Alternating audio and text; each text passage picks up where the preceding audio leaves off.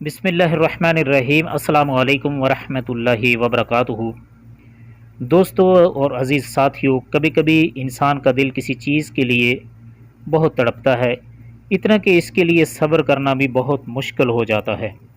इंसान हर रोज़ इस चीज़ को हासिल करने के लिए हर इस लम्हे दुआ करने की कोशिश करता है जो लम्हा दुआ के लिए अफजल तरीन है, और इसकी आंखें अपनी मांगी गई दुआ के कबूल होने के इंतज़ार में हर रोज़ इधर से उधर तकती रहती हैं, और ये तो भूल ही जाती हैं कि अल्लाह जल्ला जलालहू ने हर चीज़ को अता करने का एक मखसूस और बेहतरीन वक्त मुकर्रर कर रखा होता है। हमें याद रखना चाहिए कि अगर हमें किसी चीज़ को हासिल करने की इतनी चाहत है, तो इस चाहत करने वाले दिल का मालिक कौन है?